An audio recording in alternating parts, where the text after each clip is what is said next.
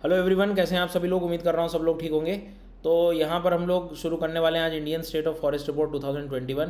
और ये रिपोर्ट जो है सारी information related with the forest आपको प्रोवाइड कराने वाली है। और इस रिपोर्ट में जो भी काम की चीज़ें सारी मैं बात जो है इंक्लूड कर दी। और मैं यही कहूँगा कि वीडियो को थोड़ा रोक रोक के अपने खुद के भी नोट साथ में बनाते चलें आप लोग, क्योंकि इसमें थोड़ी फैक्चुअल इन्फॉर्मेशन ज़्यादा मिलेगी। ठीक है। इसके साथ साथ अनअकैडमी ने अनाउंस कर दिया है मेंस मेंटरशिप प्रोग्राम। ये 2022 वाले लर्नर्स के लिए है, जिनको भी ये मेंटरशिप प्रोग्राम ज्वाइन करना है। कोई भी लर्नर इसको अटेंड कर सकता है। ये QR कोड स्कैन करिए और अपने डिटेल्स आपको फिलअप करनी है और आंसर राइटिंग प्रोग्राम और live mentorship with top educators में पार्टिसिपेट कर सकते हैं।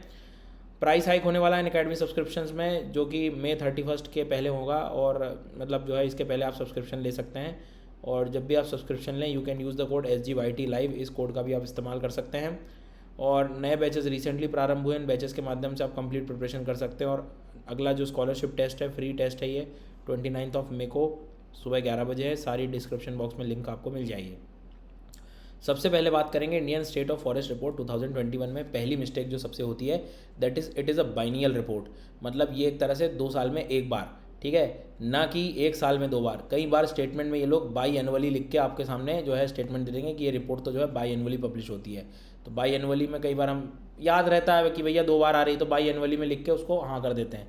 That is a biennial report. इस बात को ध्यान रखना है आपने। मतलब every 2 years forest survey of India ये असेसमेंट करता है कंट्री के फॉरेस्ट रिसोर्स का। ठीक है।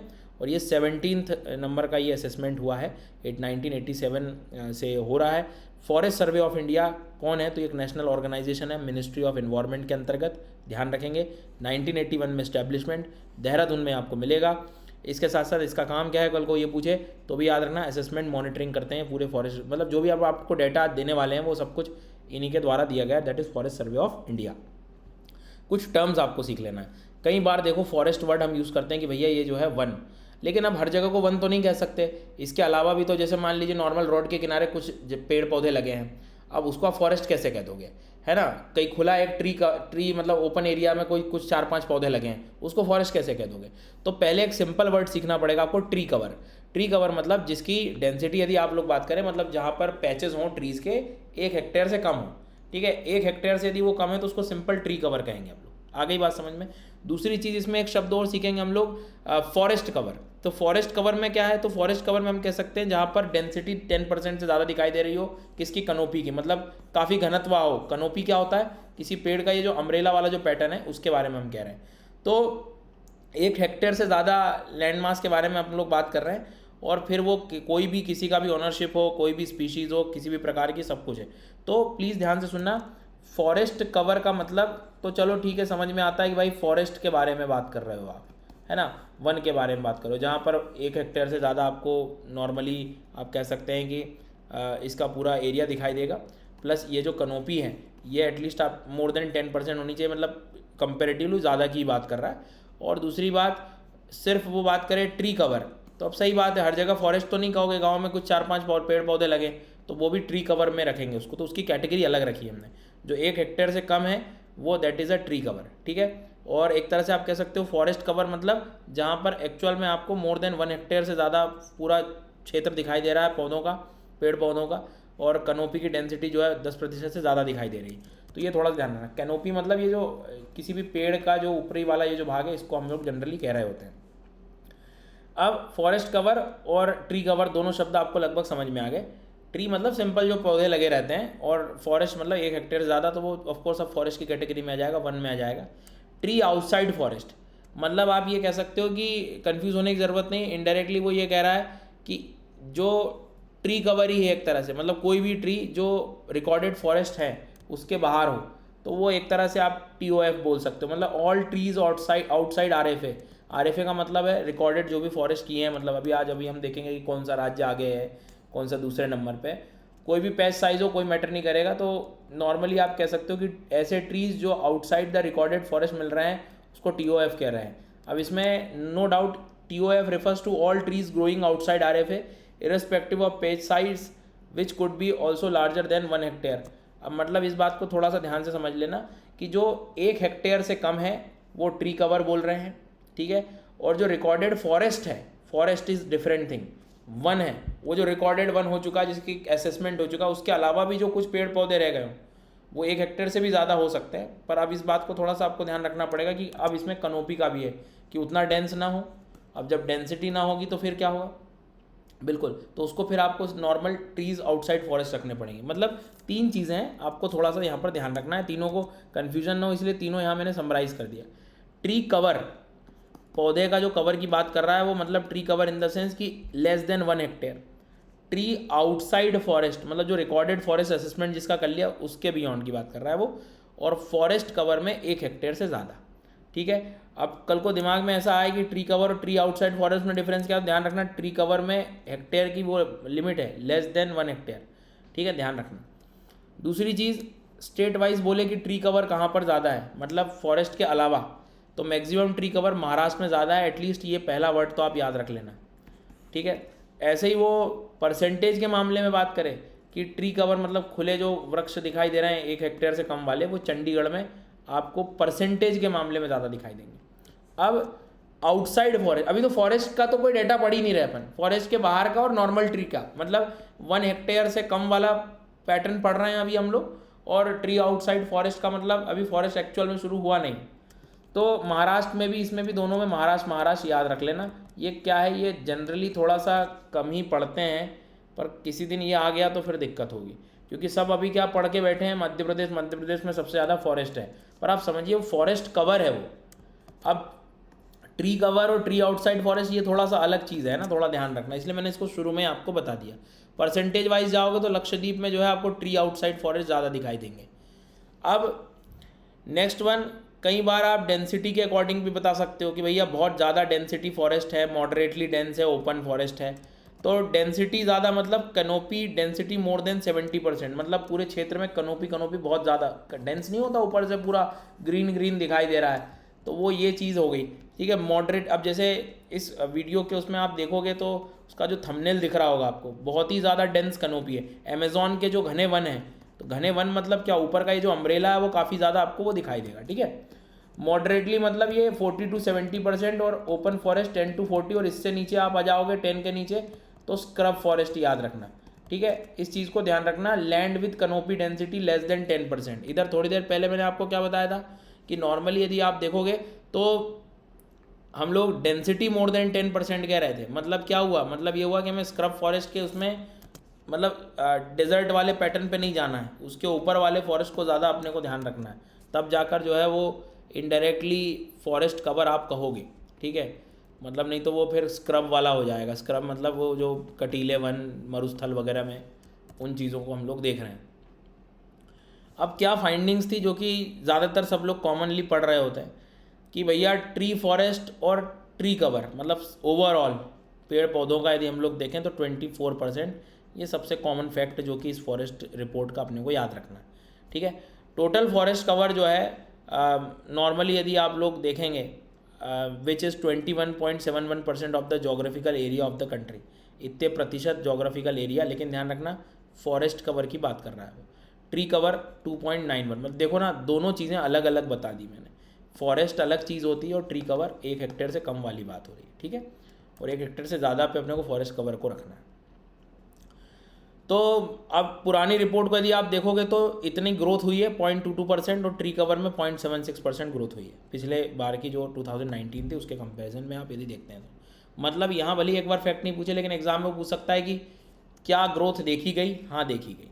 ठीक है, प्लीज़ ध्यान रखना दोनों अलग अलग शब्द हैं, फॉरेस्ट शब्द अलग है, ट्री कवर अलग है, दोनों को मिक्स मत करना। फॉरेस्ट अलग चीज़ है, फॉरेस्ट मतलब 1 हेक्टेयर से ज़्यादा का जो पैच है उसके लिए बोल रहा है, और इधर उससे कम के लिए बोल रहा है। ठीक है ना, सबसे ज़्यादा जो जिसने इंक्रीज़ दिखाया है फॉरेस्ट कवर में वो है आंध्र प्रदेश। ये फैक्ट लिखना पड़ेगा आपको, आंध्र प्रदेश को याद रखना है और तेलंगाना को याद रखना है, फॉरेस्ट कवर इंक्रीज़ हुआ है।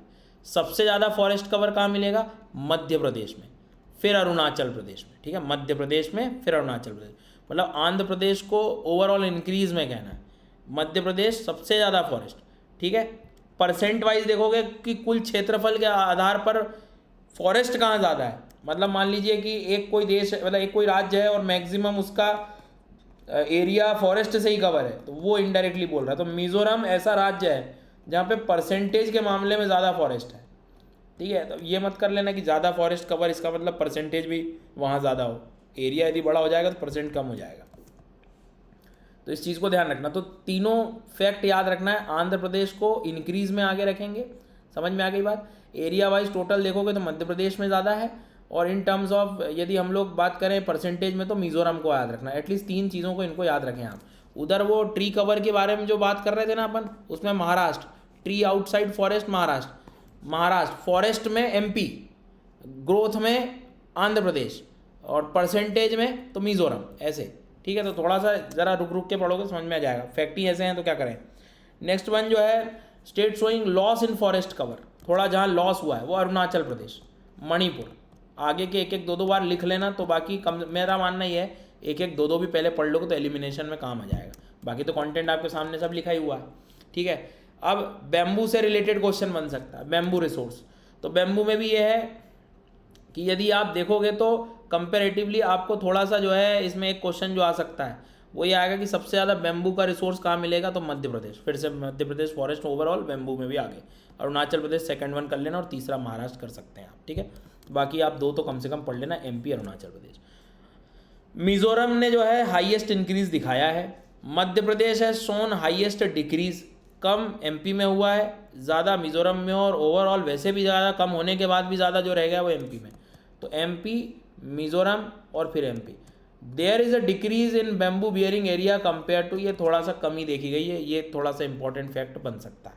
पिछली बार के कंपैरिजन में बैम्बू की कमी स्थिति देखी गई। मैंग्रोव कवर पूछ सकता है। मैंग्रोव मतलब समझ गए, ये वाले वन जो होते हैं दलदल के क्षेत्रों में मिलते हैं, न्यूमेटोफोर्स वगैरह जो पढ़ते हो आप। सबसे स्मॉलेस्ट कवर वर्ल्ड में यदि बोले तो ओशनिया में सबसे ज़्यादा, एशिया में। ओशनिया मतलब ये ऑस्ट्रेलिया वाला एरिया। मैंग्रोव का ये परसेंट याद रख लेना कि टोटल जोग्राफिकल एरिया मैंग्रोव का कितना होता है, पॉइंट। अब ये कल को ऐसा एग्जांपल में आ सकता है कि लेस देन 1% है, हाँ है, ऐसे कर लेना। ठीक है, उसके बाद में 17 स्क्वायर किलोमीटर ज़्यादा बड़ा है पिछली बार से 2019 के कंपैरिजन में, यदि हम लोग देखें तो मतलब ये इंक्रीज़ हुआ है, बैम्बू कवर कम हुआ है, इसको थोड़ा सा ध्यान रखना। ठीक है, मैंग्रोव बड़े हैं, मतलब 0.34% बड़ा है, मैंग्रोव बड़ा है, बैम्बू कम हुआ है। आ गई बात समझ में। मैंग्रोव कहाँ पर ज़्यादा क्या है वो चीज़ आप देख सकते हैं कि भाई कवर ज़्यादा गेन किसने लिया है, तो ओडिशा ने। ये सब नोट्स थोड़े थोड़े बनाते रहना और एक बार पीछे पलट पलट के देखते रहना, तो कनेक्ट हो जाएगा सब। ओडिशा में बढ़ोतरी हुई है, महाराष्ट्र में बढ़ोतरी हुई है। ठीक है, फिर से एक बार वापस आ जाओ। ओवरऑल मैंग्रोव जो है नॉर्मली देखें तो 0.15% है टोटल कंट्री का। 17 स्क्वायर किलोमीटर बढ़ोतरी हुई है। एशिया में सबसे ज़्यादा, ओशनिया में कम। बैम्बू में एमपी को आगे रखना है। बियरिंग एरिया मिजोरम में डिक्रीज थोड़ा सा कम जो आया वो वापस एमपी में रखना। उसके बाद में फॉरेस्ट एरिया, फॉरेस्ट कवर यदि हम लोग देखें तो आंध्र प्रदेश में इंक्रीज़ हुआ है, जी हाँ, पर ज़्यादा मध्य प्रदेश में है, और परसेंटेज वाइज मिजोरम में है, और लॉस जो हुआ है वो अरुणाचल में हुआ है। ठीक है, आ गई बात समझ में, भूलना नहीं। टोटल फॉरेस्ट कवर जो आप देखोगे तो 21%, लेकिन ओवरऑल ट्री फॉरेस्ट और सब ट्री कवर वगैरह 24%। आगे बढ़ते हैं। इसके बाद में इसमें भी आप थोड़ा सा ये चीज़ देख सकते हैं, ये टेबल में को पता लग जाएगा कि कहाँ पर सबसे ज़्यादा मैंग्रोव्स हैं। तो जैसे ही आप वेस्ट बंगाल की तरफ जाओगे तो वेस्ट बंगाल में 2114 आपको दिखाई देगा। फिर गुजरात की बारी आएगी 1175। तो इससे भी आप देख सकते हो किस राज्य में कहाँ ज़्यादा है कहाँ कम है। ठीक है, आराम से पॉज कर लो वीडियो को और देख लीजिए। फिर फायर से संबंधित थोड़ा सा क्वेश्चन बना सकता है वो, फॉरेस्ट फायर से संबंधित क्या असेसमेंट किया। तो लगभग 35% ऐसे फॉरेस्ट हैं जहाँ पर आग लगने की संभावनाएं बनी रहती है। 35% स्टेटमेंट प्रीलिम्स के लिए याद रखना पड़ेगा। ठीक है, कुछ ज़्यादा है कुछ कम है तो ये ठीक है, ये आपको लगना है तो पढ़ सकते हैं, नहीं तो 35% ओवरव्यू रखिए आप। और उसके बाद में ये चीज़ बढ़ेगी क्लाइमेट चेंज के साथ। 2030 तक 45 से 64% के आसपास हो सकती है, मतलब समय के चलते फॉरेस्ट फायर के चांसेस बढ़ सकते हैं। ठीक है, यदि हम लोग देखें असम, मेघालय, त्रिपुरा, नागालैंड को, तो इनको छोड़ के नॉर्मली यदि हम लोग देखें तो छोड़ के इन द सेंस कि इनको इंक्लूड करके, कि इन द सेंस जैसे आप राज्यों को सबको कवर कर लो और इनको छोड़ दो, except Assam, Meghalaya, Tripura, Nagaland will be highly vulnerable climate hotspot, जहाँ पे सबसे ज़्यादा चांसेस फॉरेस्ट फायर के आपको नॉर्मली दिखाई देंगे। ठीक है, इसमें एक चीज़ और ये है कि लद्दाख फॉरेस्ट कवर जो है it is likely to the most affected, मतलब सबसे ज़्यादा समस्याएं यहाँ पर होंगी। कार्बन स्टॉक में आप आओगे। कार्बन स्टॉक का मतलब जो होता है कि सॉइल में जो है कार्बन कंटेंट कितना है, ऑर्गेनिक कंटेंट जो है वो कितना है, ठीक है।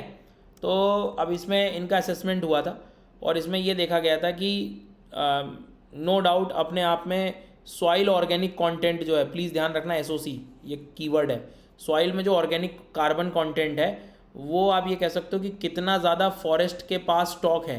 देखो भाई, फॉरेस्ट है मतलब क्या, फॉरेस्ट है मतलब लीव्स वगैरह सब गिरना है, सब कुछ होगी, ह्यूमिड कंडीशंस और सारी कंडीशन डेवलप होकर जो है कार्बन कंटेंट तो हमारा रहेगा। तो सॉइल, फॉरेस्ट की सॉइल पे आपको कार्बन कंटेंट भी मिल सकता है, तो वहाँ पे एक तरह से कार्बन स्टॉक है वो अपने लिए। तो सॉइल ऑर्गेनिक कार्बन को थोड़ा सा ध्यान रखना कि है, अवेलेबिलिटी काफ़ी ज़्यादा है।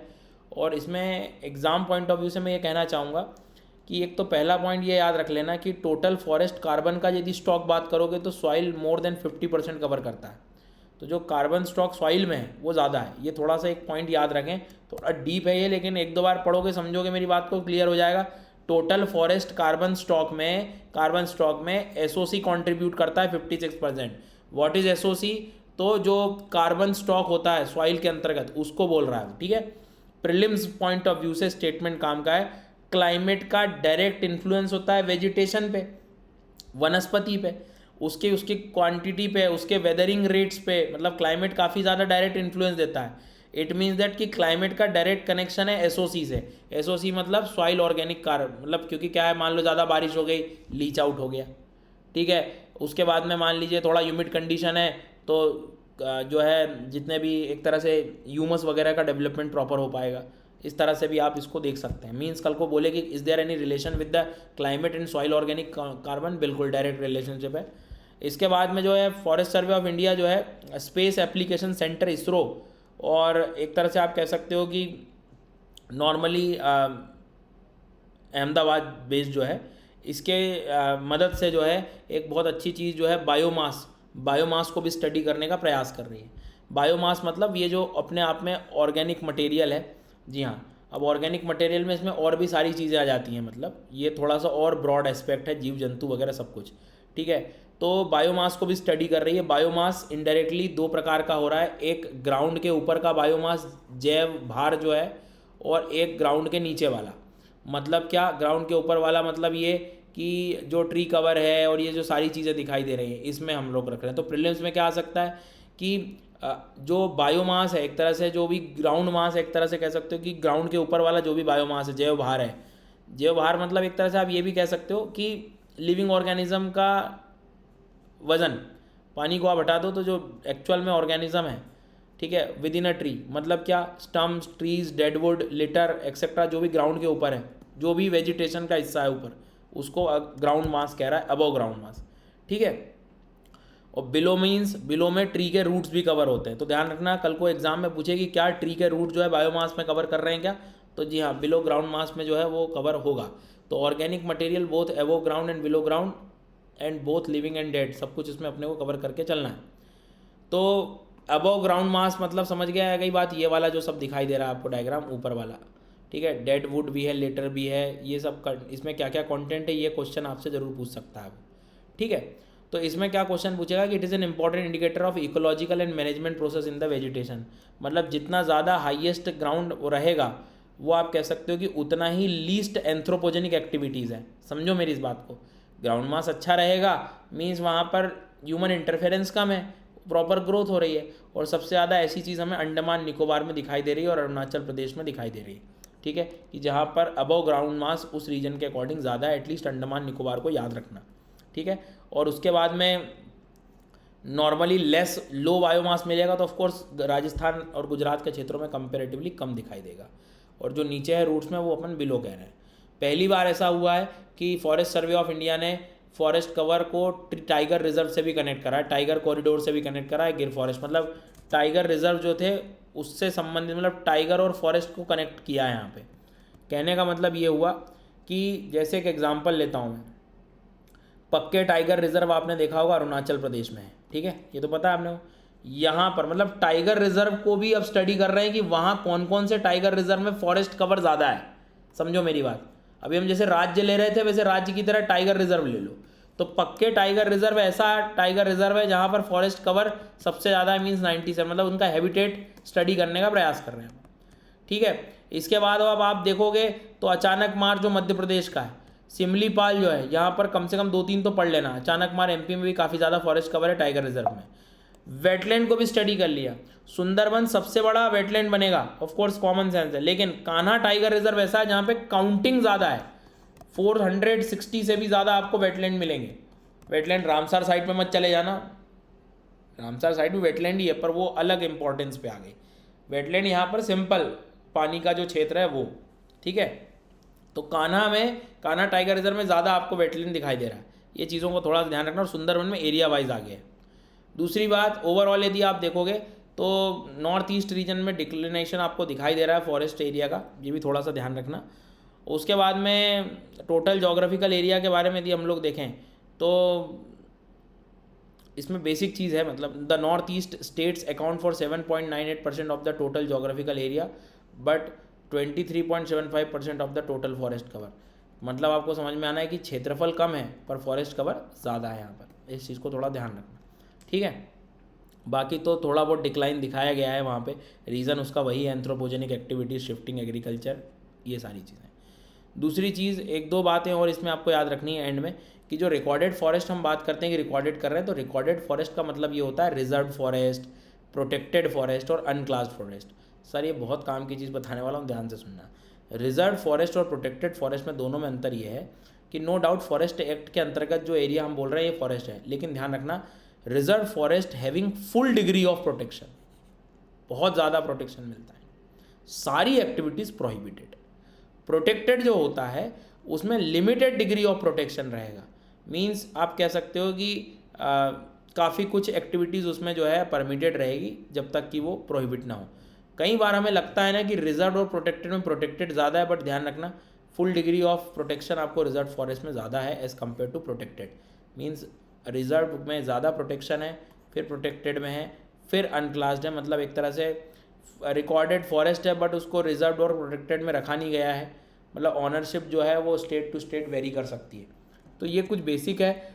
वीडियो को थोड़ा सा ना रोक के आप लोग ये फैक्ट्स को एक बार लिस्ट आउट कर लेना, एक जगह मिलना थोड़ा कठिन रहता है, इसलिए मैंने ये सब चीज़ बता दी। बॉम्बू रिसोर्स और मैंग्रोव वगैरह का भी सब कुछ वेरी डेंस, ये किस बेस पे कर रहे हैं। और अभी भी कह रहा हूँ ट्री कवर अलग चीज़ होती है, फॉरेस्ट कवर अलग चीज़ होता है, ठीक है। और ट्री आउटसाइड फॉरेस्ट अलग है।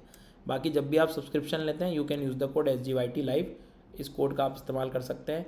मिलते हैं नेक्स्ट क्लास में, थैंक यू।